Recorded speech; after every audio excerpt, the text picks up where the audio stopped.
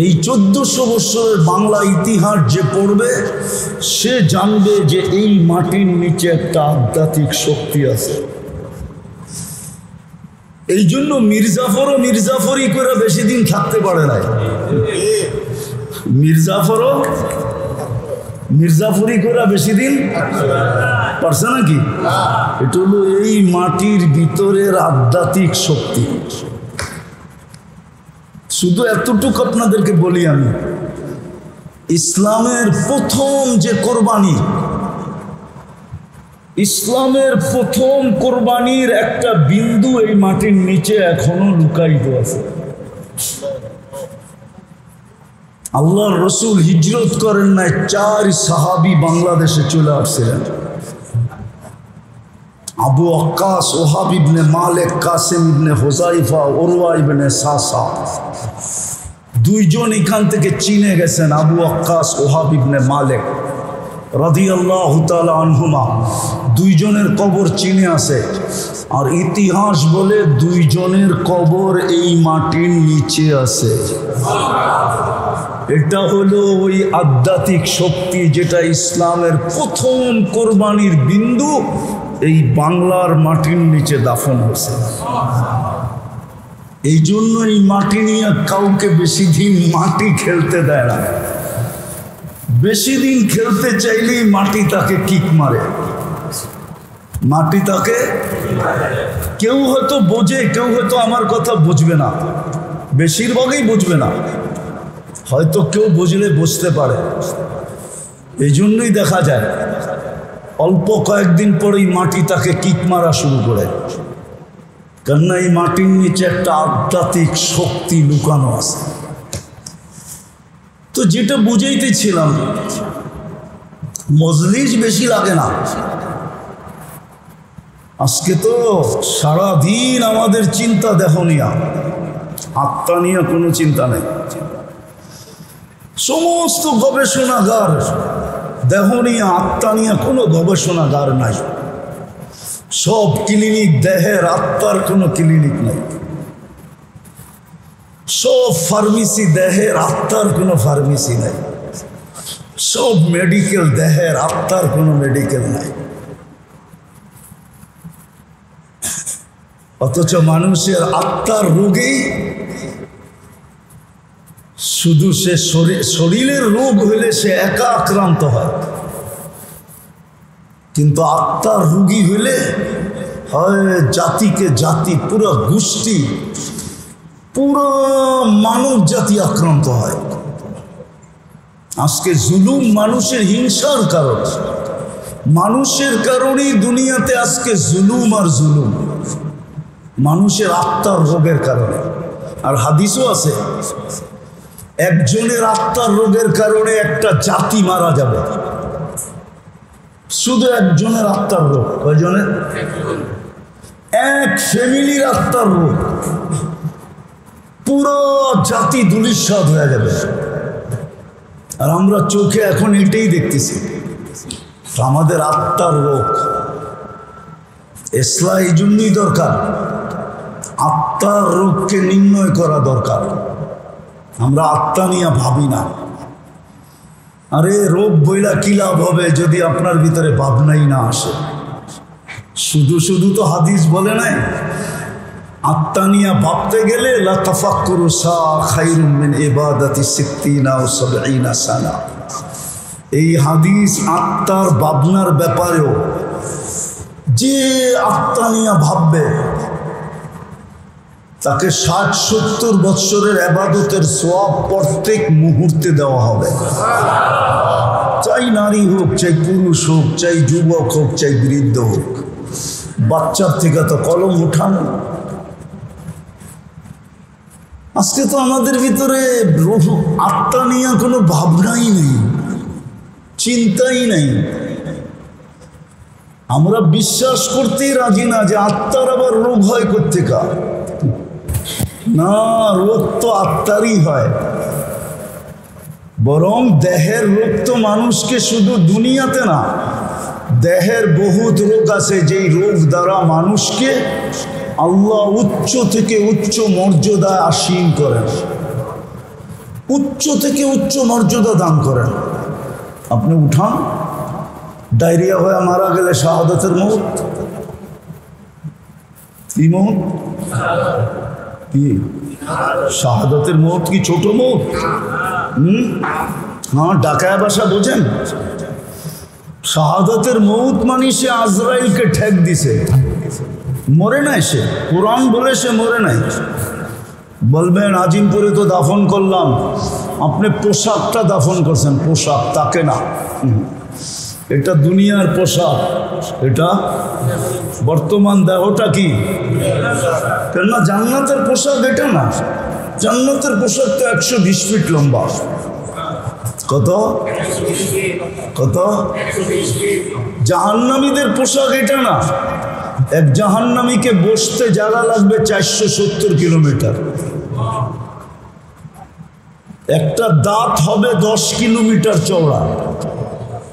একটা রান হবে, ওই পাহাড় আমি 4 বার দেখছি, জাবালে বায়দা, ইয়ামানে আছে, ইয়ামানের শেষ মাথায়, সৌদির সাথে লাগোয়া। আল্লাহর রসুল বলছে জাবালে বায়দার সমান এক একটা জাহান্নামীর রান হবে। তো যে শাহাদাতের মউত মরছে, ও তো কাপড়টা আপনাকে দিয়া গেছে, পোশাকটা, ও জান্নাতেরটা পড়া চলে গেছে, ও তো মরেই নাই। আল্লাহই তো বলে মরে নাই, আমি কোত্থেকে বলবো? ও তো আজরাইলকে ফাঁকি দিছে। তো অনেক রোগ আছে যেটার দ্বারা, যেই রোগে আক্রান্ত হলে আখেরাতে দরাজাত বুলন্দ হয়। শোনামো একটু।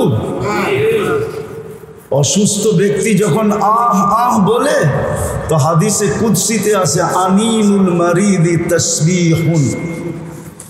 অসুস্থ ব্যক্তি যখন আহ আহ বলে, তো সুবহানাল্লাহ পড়ার সওয়াব লেখা হতে থাকে।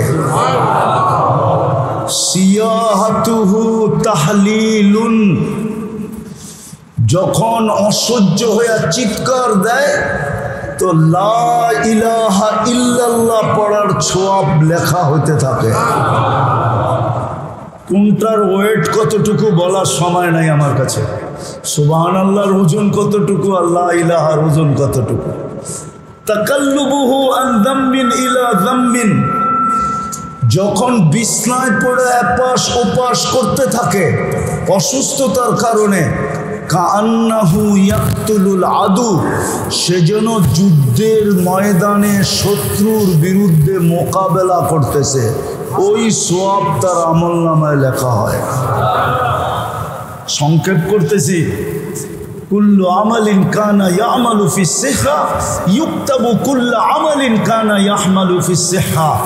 সুস্থ অবস্থায় যত আমল করত, সমস্ত আমল তার আমলনামায় ফেরেশতা লিখতে থাকে। যদি সুস্থ হয়ে যায়, আল্লাহ সুস্থতা দেন, তো কায়াউমিন ওয়ালাদাতহু উম্মু, মা যেরকম জন্ম দিল নিষ্পাপ, এরকম নিষ্পাপ সুস্থ হয়ে দাঁড়ায় যায়।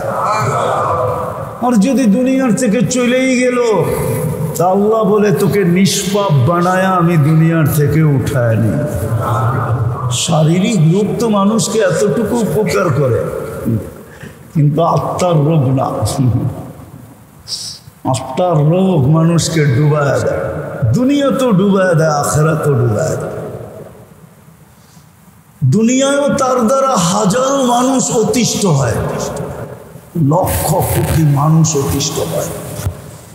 আমার সমাজে যা কিছু দেখতেছেন, চুরি ডাকাতি, রাহজানি ছিনতাই, মাদক সাধক, দুর্নীতি সুরনীতি, জুলুম জবর, যা কিছু দেখতেছেন আমার সমাজে, সব আত্মার রোগের কারণে, শরীরের রোগের কারণে না, সব আত্মার রোগী।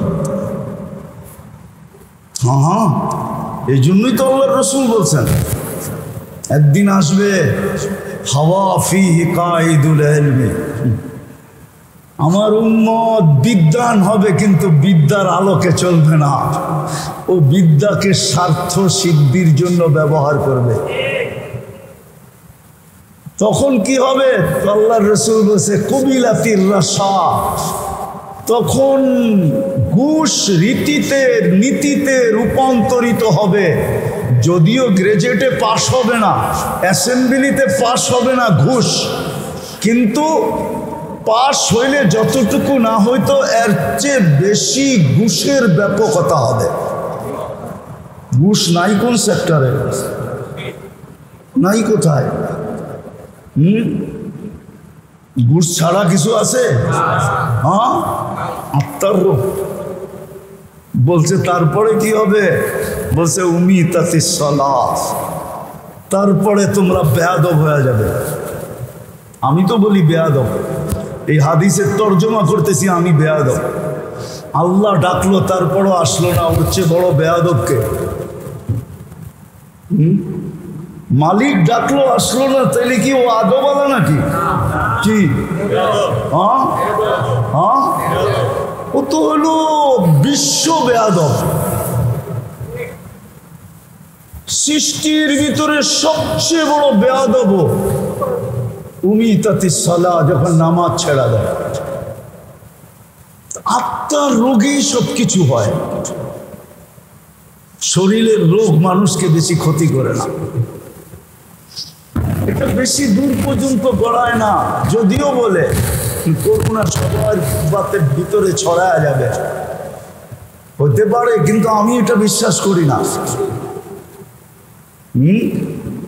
যদি হইতো এরকমই, তাহলে সারা দুনিয়ায় 2020-এ বাংলাদেশে বলছিল সবচেয়ে বেশি বিপর্যয় হবে বাংলাদেশে। কোথায়?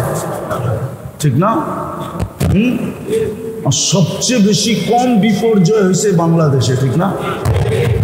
ঠিক না? হ্যাঁ, দুনিয়ার সার্ভে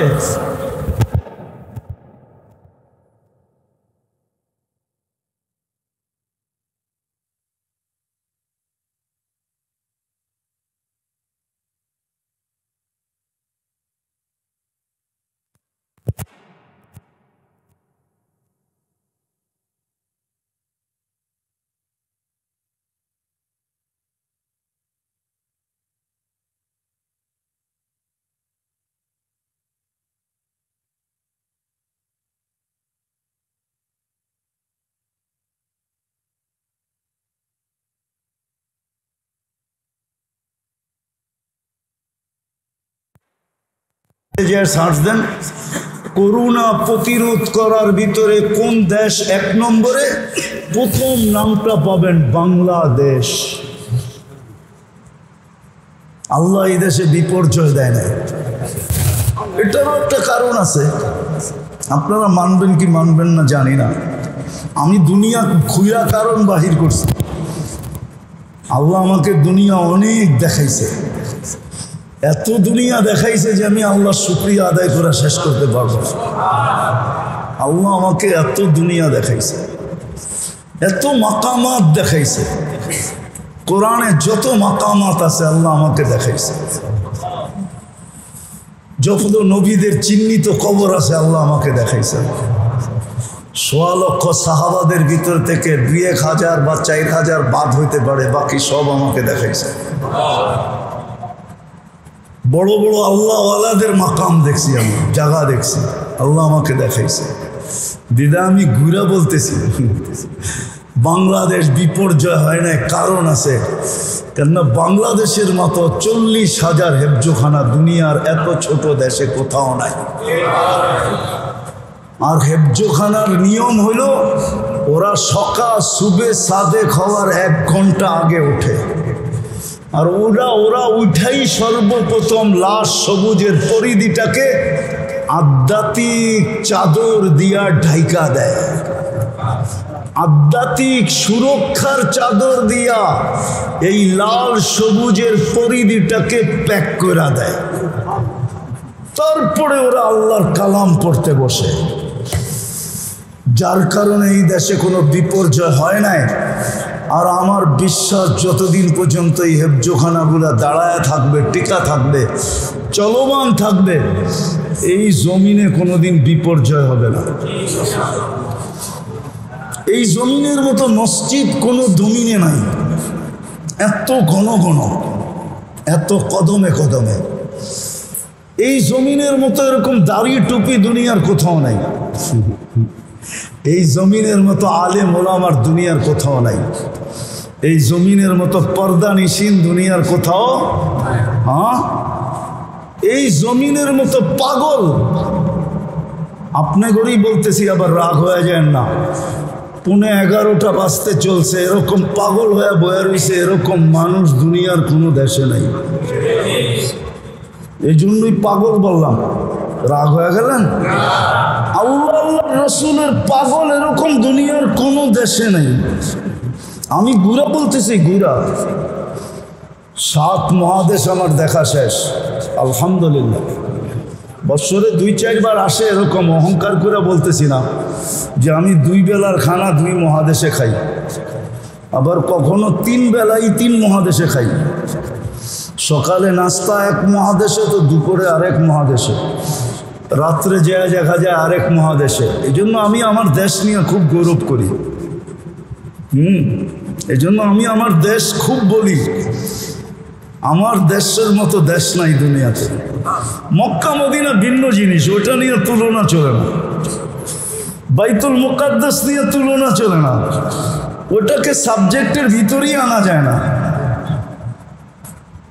এছাড়া সারা দুনিয়ার চেয়ে আমার দেশের কোনো বিকল্প নেই। এই জন্য এই দেশটা বিপর্যয়ের থেকে বেঁচে আছে। যা কথা গুছায় নিয়ে আসেন, দেহ নিয়ে আর কত ভাববেন, আত্মা নিয়ে ভাবি, আত্মার রোগ নিয়ে ভাবি। আমি দুটাই বলবো, যে দুটার কারণেই আত্মার ভিতরে সবচেয়ে বেশি সমস্ত রোগের উৎস হলো আত্মার 2 রোগ থেকে। কয় রোগ থেকে? কয় রোগ থেকে? 2 রোগ থেকে সমস্ত রোগের উৎস।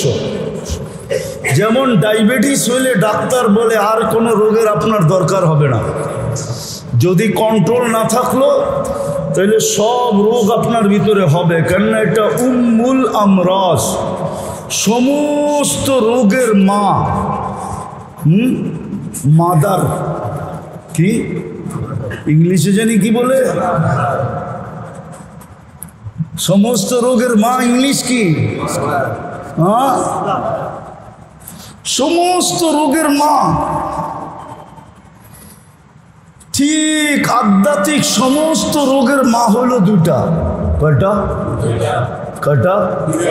এই জন্য আল্লাহ রসুল বড় চিৎকার দিয়া বলছেন, আখাফু মা খাফু আলাইকুম, আমি ভয় পাইতেছি, কান খুলা শোনো, আমি ভয় পাইতেছি তোমাদেরকে নিয়ে।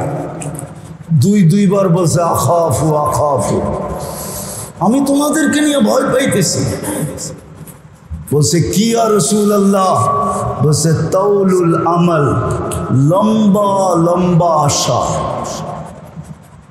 প্রথম নাম্বার কি? লম্বা লম্বা, লম্বা লম্বা। কার মনে নাই? বলছে ইয়া রাসূলুল্লাহ, লম্বা আশা হইলে কি হবে? তো বলছে তাউলুল আমাল ইউনসাল আখিরা, লম্বা আশা মানুষকে আখেরাত ভুলায় দেয়। আর যে আখেরাত ভুলা গেল সে যা খুশি তা করতে পারবে, তার দ্বারা সব কিছু হওয়া সম্ভব। চুরি হওয়া সম্ভব, ডাকাতি হওয়া সম্ভব, ছিনতাই হওয়া সম্ভব, ইয়াবাহা বেচা সম্ভব, ইয়াবাহা নেওয়া সম্ভব, জুলুম করা সম্ভব, ছিনানো সম্ভব, এভরিথিং সম্ভব যে আখেরাত ভুলা গেল। বলছে লম্বা আশা মানুষকে আখেরাত ভুলায় দেয়। আর আখেরাত যার চোখের সামনে নাই সে সব কিছু করতে পারে। ঘুষ, সুদ, জুলুম, সুলুম, যত কিছু হইতে পারে, অপকর্ম যাকে বলে, সমস্ত অপকর্ম তার দ্বারা হওয়া সম্ভব যে আখেরাত ভুলা গেল। আজকে আমরা আখেরাত ভুলা গেছি। আখেরাত, আখেরাত যে ভুলা যায়, হায় হায় হায়, কসম খোদা, আখেরাত যার স্মরণ থাকে, কসম খোদার, ও তো পাও উঠাইতে পারে না। উঠাইতে গেলেও চিন্তা করে আখেরাত বনবে না বিগাড়বে, আখেরাত ঠিক হবে না বরবাদ হয়ে যাবে। ও তো পিঁপড়া পর্যন্ত মারতে পারে না, পিপিলিকা পর্যন্ত ওর হাতের আঙ্গুলের দ্বারা অহেতুক পদদলিত হইতে পারে না। কেননা পিঁপড়া আল্লাহর সৃষ্টি। কার সৃষ্টি? কার সৃষ্টি? কে সৃষ্টি করছে? মানুষ মারবে? এখন তো পিঁপড়া মারা কঠিন। কাউকে 5,000 টাকা দিয়া বলেন কুকুরটারে মার, ও হাসি দিয়া বলবে কুকুরটা কি করছে, ওরে মারমু। বলেন না একটা মানুষ মারতে, মেরা ফেলমু। তো কুকুর মারতে রাজি হবে না, ও মানুষ মারতে রাজি। নাইলে মুসলিম সমাজে মাদক, মুসলিম সমাজে মাদক, মুসলিম যুবক মাদকে আসক্ত, মুসলমান মাদক বেচে। ওলামা আমাকে বলুক, এখানে যে ওলামা আছে এটা কি তাসাব্বুর করা যায়? কি তাসাব্বুরাতের ভিতরে পড়ে যে মুসলমান মাদক বেচবে? আরে মুসলমান বাদ দিলাম, উম্মতে মুহাম্মদী মাদক বেচবে। উম্মতে মুহাম্মদী আপনার গ্রেড কত আপনি তো জানেনই না। যেমন আল্লাহর উপরে কিচ্ছু নাই, আল্লাহই একক, ঠিক মুহাম্মদুর রাসূলুল্লাহর উপরে কেউ নাই। আছে নাকি? এরকম উম্মতে মুহাম্মদীর উপরে কেউ নাই, আছে নাকি? আল্লাহ যেরকম আহাদ উলুহিয়াতের ভিতরে, রিসালাতের ভিতরে মুহাম্মদুর রাসূলুল্লাহ আহাদ। উম্মতিয়াতের ভিতরে উম্মতে মুহাম্মদী ও আহাদ। কি কুল হুয়াল